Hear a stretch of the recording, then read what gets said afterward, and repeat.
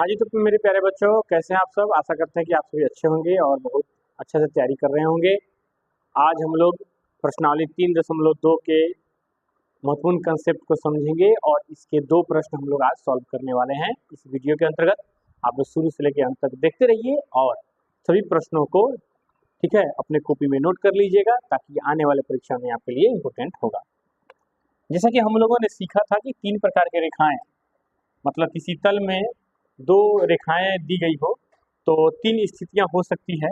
पहला स्थिति कि 2 रेखाएं एक दूसरे को प्रतिच्छेद करती है, एक बिंदु को प्रतिच्छेद करती है, ठीक है। दूसरा स्थिति होगा कि 2 रेखाएं एक दूसरे के समान दूरी पर जाती हुई नजर आती है और तीसरा स्थिति होगा कि 2 रेखाएं एक दूसरे पर चढ़ी हुई नजर आएगी। इसको हम लोग बोलते हैं प्रतिच्छेदी रेखाएं, इसको बोलते हैं समांतर रेखाएं और इसको बोलते हैं समपाती रेखाएं, ठीक है। जब 2 चर वाले रैखिक समीकरण दिया गया हो और उसमें अनुपातों की जब तुलना करने की बात हो तो A1 बटा A2 बराबर नहीं B1 बटा B2 हो तो प्रतिच्छेदी रेखाएं होंगी। मतलब उस समीकरण युग्म को निरूपित करने वाली रेखाएं प्रतिच्छेदी रेखाएं होंगी, ठीक है। केवल एक हल होगा, केवल एक हल होगा, केवल एक हल होगा। समीकरण संगत होगा, समीकरण संगत होगा और साथ ही साथ अविरोधी होगा, अविरोधी होगा, अविरोधी समीकरण नहीं होगा, ठीक है। ये पहले याद रखिएगा। जब A1 बटे A2 बराबर नहीं B1 बटा B2 तो प्रतिच्छेदी रेखाएं होगी, केवल एक हल होगा। केवल एक हल को हम लोग अद्वितीय हल भी कह सकते हैं, अद्वितीय हल भी हम लोग कह सकते हैं और संगत होगा, अविरोधी होगा। अगर बात किया जाए कि पहला अनुपात बराबर हो जाएगा दूसरा अनुपात के और बराबर हो जाएगा तीसरा अनुपात के, तो इस परिस्थिति में क्या होगी? संपाती रेखाएं होंगी, संपाती रेखाएं होंगी, संपाती रेखाएं होंगी, अनेक हल होंगे, हलों की संख्या क्या होगी? अनेक हल होंगे, अनेक हल। समीकरण संगत तो होगा लेकिन यहाँ पर आश्रित समीकरण युग्म हो जाएगा। क्या हो जाएगा? आश्रित, माने एक दूसरे के आश्रित हो जाएगा, ठीक है। तीसरा चीज मेरे प्यारे बच्चों कि अगर A1 बटा A2 बराबर हो जाए B1 बटा B2 के और बराबर नहीं हो C1 बटा C2 के, इस परिस्थिति में समांतर रेखाएं होंगी। कौन सी रेखाएं होंगी? समांतर, मतलब उस समीकरण युग्म को प्रदर्शित करने वाली रेखाएं समांतर होगी। कोई हल नहीं होगा, कोई हल नहीं होगा। और जब कोई हल नहीं तो समीकरण क्या होगा? असंगत होगा, असंगत होगा। असंगत होने का मतलब है विरोध करेगा, विरोधी होगा, ठीक है, विरोधी होगा। यह कंसेप्ट था, ठीक है। इसी कंसेप्ट को समझते हुए हम लोग आगे बढ़ते हैं, आगे समझिए, ठीक है। देखिए सवाल कह रहा है प्रश्नावली 3.2 का पहला एक नंबर कक्षा X के 10 विद्यार्थियों ने एक गणित की पहली प्रतियोगिता में भाग लिया। यदि लड़कियों की संख्या लड़कों की संख्या से 4 अधिक हो, लड़कियों की संख्या लड़कों की संख्या से 4 अधिक हो तो प्रतियोगिता में भाग लिए लड़कों एवं लड़कियों की संख्या ज्ञात करें। तो यहाँ पे 2 चीज है, एक का एक नंबर हम लोग बना रहे हैं, ध्यान दीजिएगा। माना कि लड़कियों की संख्या जो है, लड़कियों की संख्या आप लोग मान लीजिए X और लड़कों की संख्या को आप लोग मान लीजिए, और लड़कों की संख्या को आप लोग मान लीजिए, क्या बोलिए? Y। प्रश्न से लड़का और लड़की मिलाकर कितना है? 10 गो है। तो प्रश्न लड़कियों की संख्या X प्लस लड़कों की संख्या Y, दोनों को मिलाकर 10 गो विद्यार्थी, ठीक है। पुनः प्रश्न से ध्यान दीजिएगा, पुनः प्रश्न से क्या कर रहा है? लड़कियों की संख्या लड़कों की संख्या से 4 अधिक है। तो लड़कियों की संख्या X बराबर हो जाएगा Y प्लस 4, माने लड़कियों की संख्या X है, लड़कों की संख्या से 4 अधिक है, लड़कों की संख्या से 4 अधिक है, माने लड़कियों की संख्या लड़कों की संख्या से 4 अधिक है। अब इसको कैसे करेंगे? ध्यान दीजिएगा, तो X माइनस Y बराबर 4, यह समीकरण नंबर हो जाएगा 2। सवाल में कह रहा है कि निम्न समस्याओं में रैखिक समीकरण के युग्म बनाइए और उनके ग्राफीय विधि से हल ज्ञात कीजिए। बिल्कुल हल ज्ञात करेंगे। तो समीकरण 1 से चलेंगे, ध्यान दीजिएगा, समीकरण 1 से। x plus y equal to 10। x का वैल्यू हम लोग जीरो रखने पर, x का जब मान हम लोग जीरो रखने पर, तो x का वैल्यू 0 प्लस वाई बराबर 10, y का वैल्यू कितना हो जाएगा 10। y बराबर 0 रखने पर, y बराबर 0 रखने पर, जब y का वैल्यू जब 0 रखेंगे मेरे प्यारे बच्चों, तो x का वैल्यू क्या हो जाएगा 10 आएगा। यह समीकरण 1 से हो गया। अब समीकरण 2 से ध्यान दीजिएगा, समीकरण 2 से, समीकरण 2 है x माइनस वाई बराबर 4। ध्यान दीजिएगा, समीकरण 2 है x माइनस वाई बराबर 4।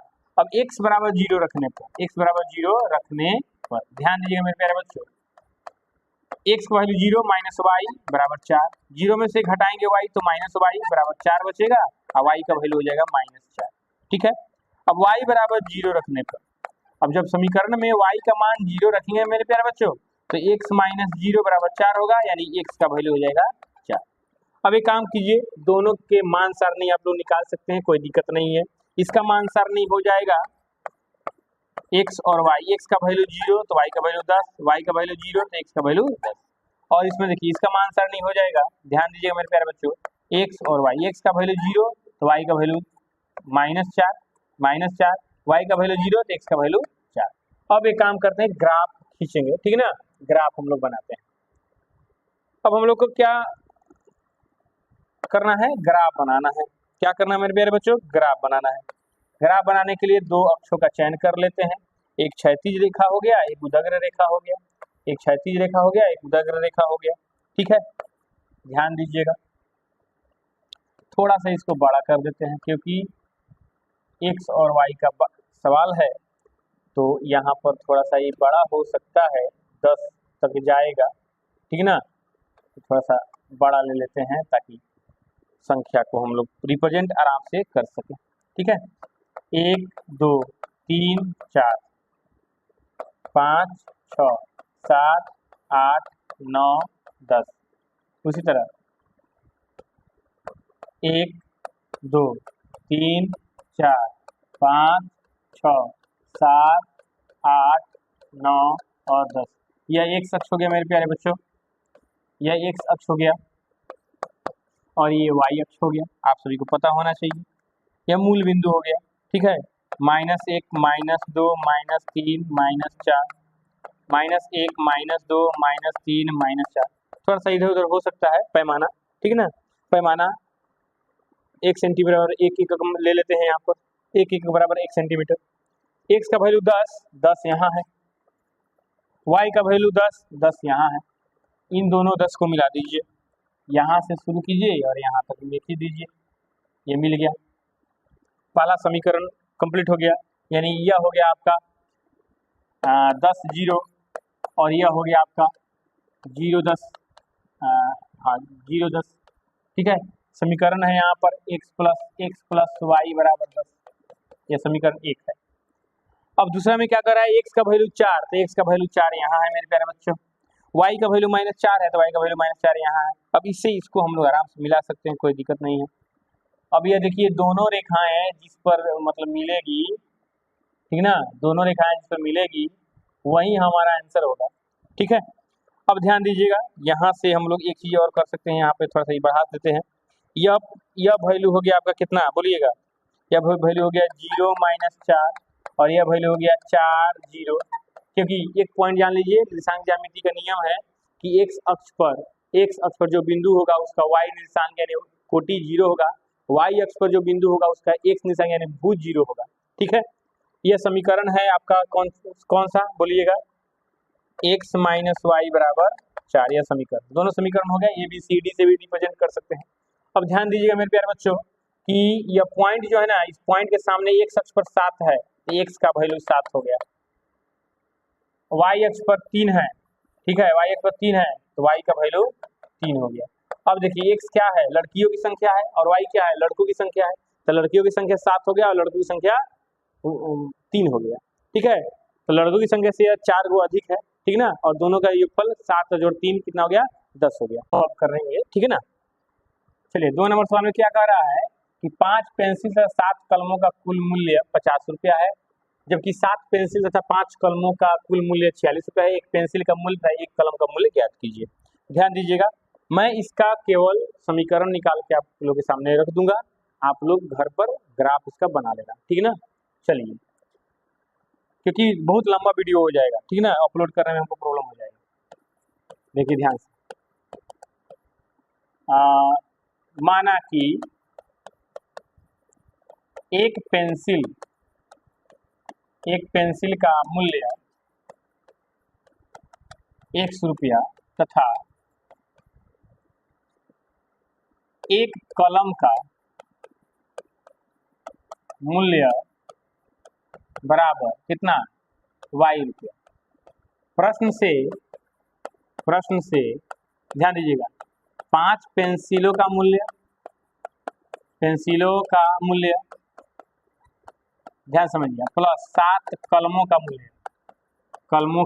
मूल्य, दोनों का मूल्य मिलाकर कितना हो रहा है, 50 रुपया हो रहा है। अब जरा सोचो, यहीं पे दिमाग लगाना है।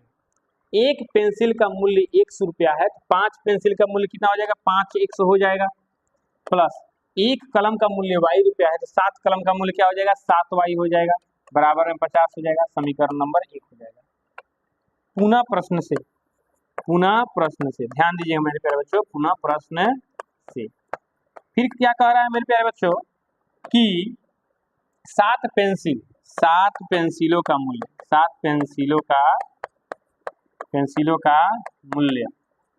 ठीक है, 7 पेंसिलों का मूल्य प्लस 5 कलमों का मूल्य, दोनों का मूल्य मिलाकर कितना हो रहा है, 46 रुपया हो रहा है, ठीक है। तो एक पेंसिल का मूल्य कितना है बच्चों, 100 रुपया है, तो 7 पेंसिल का मूल्य 7 100 हो जाएगा, और प्लस में एक कलम का मूल्य y रुपया है, तो 5 कलम का मूल्य 5y हो जाएगा, बराबर में 46 हो जाएगा। समीकरण में 2 हो जाएगा, ठीक है। यह 2 समीकरण निकाल दिया गया है। अब आप इसका क्या करिए, ग्राफ खींच लीजिए, ठीक है। चलिए, 2 नंबर सवाल बहुत ही प्यारा सवाल है, बहुत इंपोर्टेंट सवाल है। कह रहा है अनुपातों A1/A2, B1/B2 और C1/C2 की तुलना कर, C1/C2 की तुलना कर ज्ञात कीजिए कि निम्न समीकरण युग्म द्वारा निरूपित रेखाएं एक बिंदु पर प्रतिच्छेद करती है, यानी रेखाएं प्रतिच्छेदी होंगी या समांतर है अथवा समपाती है। चलिए, इस सवाल को हम लोग सॉल्व करते हैं, बहुत प्रेम से सॉल्व करते हैं, ध्यान दीजिएगा। 2 का 1 नंबर सवाल है, ठीक है, 2 का 1 नंबर सवाल, बात समझ में आया। चलिए लिखेंगे, दिया गया रैखिक समीकरण युग्म,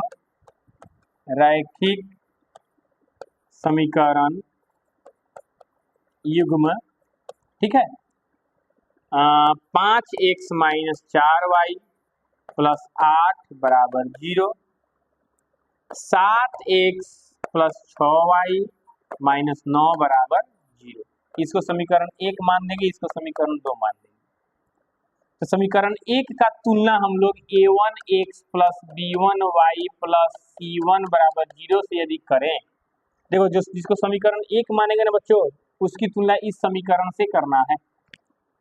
तो a1 की जगह 5 है, लिखेंगे जहां, लिख लीजिए यहीं पर, जहां a1 का वैल्यू 5, b1 का वैल्यू यहाँ पे -4 और c1 का वैल्यू कितना हो जाएगा, 8 हो जाएगा, 8 हो जाएगा। क्लियर। अब देखिए, अब क्या करेंगे, अब समीकरण 2 की बारी। तो समीकरण 2 होता है a2x plus b2y plus c2 बराबर में 0। तो a2 के जगह पर क्या है, 7 है, तो a2 का वैल्यू हो जाएगा 7, b2 का वैल्यू हो जाएगा 6 और c2 का वैल्यू हो जाएगा -9। क्लियर। अब क्या करते हैं मेरे प्यारे बच्चों, अनुपात निकालते हैं। पहला अनुपात जो होता है ना, a1/a2 होता है, तो a1 का वैल्यू 5 और a2 का वैल्यू 7। दूसरा अनुपात देखिए, b1/b2, b1 का वैल्यू -4, b2 का वैल्यू 6, 2 से कटेगा -2, 2 से कटेगा 3। अब दोनों का मान देखिए, एक का मान 5/7 है, दूसरे का मान -2/3, दोनों बराबर है, लिखेंगे 5/7 बराबर नहीं है किसके, 2/3 के। तो 5/7 किसका वैल्यू आया है, a1/a2 के, ये बराबर नहीं होगा। 2 - 2/3 किसका वैल्यू आया है, B1/B2 के। तो जरा सोचो मेरे बच्चों, जब A1/A2 बराबर नहीं B1/B2 तब क्या होगा? प्रतिच्छेदी रेखाएं होंगी, केवल एक हल होगा, समीकरण क्या होगा? संगत होगा और अविरोधी होगा। लेकिन यहाँ पर केवल पूछ रहा है कि प्रतिच्छेद करती है कि समांतर है कि संपाती है। तो सीधा लिख दीजिए कि समीकरण युग्म द्वारा निरूपित रेखाएं एक बिंदु पर क्या करती है? प्रतिच्छेद करती है, मतलब काटती है। क्लियर? कितना समझ में आ गया? अब आप लोगों को क्या करना है, होमवर्क में 2 नंबर और 2 का 3 नंबर कृपया करके बना लीजिएगा, ठीक है? अपना ड्यूटी समझ करके। तो चलिए मिलते हैं नेक्स्ट वीडियो में, और नेक्स्ट वीडियो हम लोग 3 नंबर 4 नंबर क्वेश्चन समझेंगे, ठीक ना?